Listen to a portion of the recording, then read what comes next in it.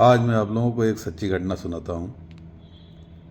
एक बहुत बड़े अधिकारी थे, तो जब वो रिटायर हुए और घर गए तो रिटायरमेंट के बाद उनकी पहली दीपावली आई। मतलब 40 साल सर्विस किया उन्होंने, तो 40 साल तक विभाग में रहते हुए उन्होंने दीपावली मनाई। तो जाहिर सी बात है कि जब कोई त्यौहार आता है तो जो अधिकारी होते हैं वो अपने सीनियर से मिलने जाते हैं।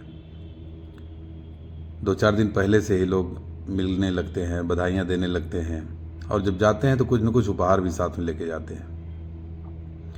तो वो अधिकारी जब अपनी सर्विस में थे तो उनसे भी लोग मिलने आया करते थे, और 2-4 दिन पहले से लोग आते थे और साथ में ढेर सारा उपहार भी लाते थे। तो उसमें से कुछ उपहार ऐसे भी रहते थे जिसे वो पसंद नहीं करते रहे होंगे, तो वो अपने मातहत कर्मचारियों में बांट दिया करते थे। लेकिन उनका परिवार साथ में नहीं रहता था।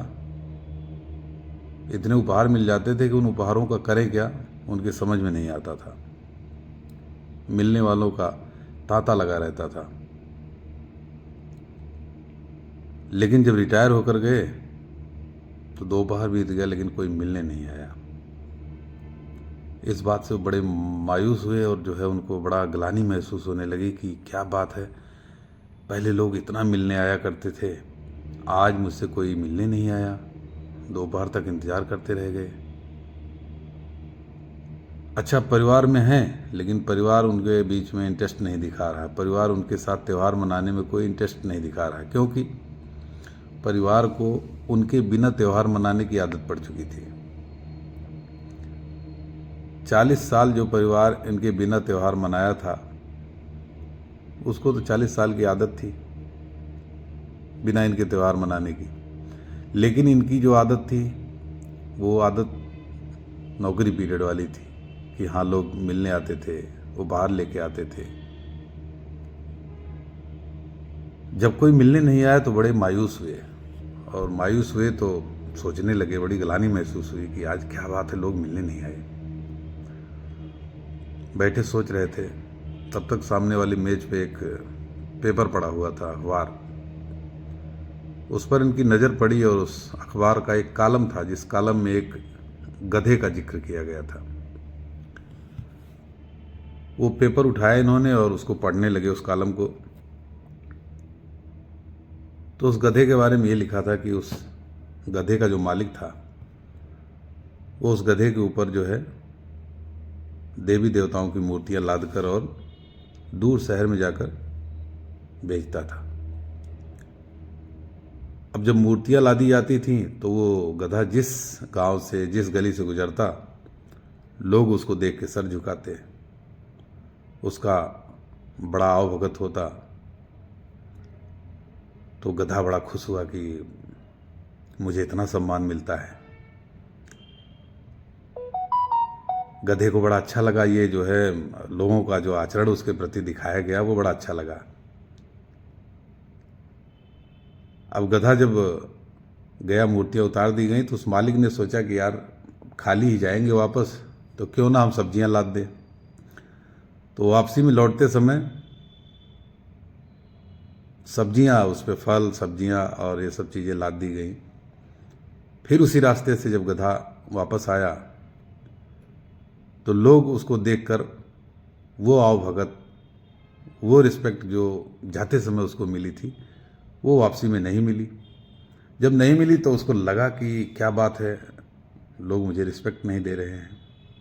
वो सम्मान जो मुझे जाते समय मिला वो लौटते समय नहीं मिला, जबकि हम बोझा तो पहले भी लाद के गए थे, बोझा लाद के फिर वापस भी आ रहे हैं।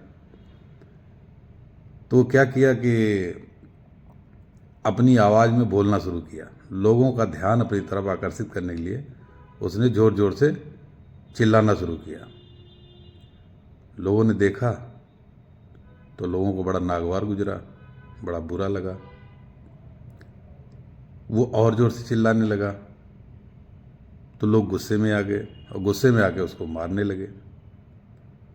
फिर गधा तो गधा, अब उसको ये क्या समझ कि लोग मेरी पूजा नहीं कर रहे थे, मुझे सम्मान नहीं दे रहे थे, बल्कि वो जो मूर्तियाँ उसमें देवी देवताओं की लगी थी उसको सम्मान दे रहे थे।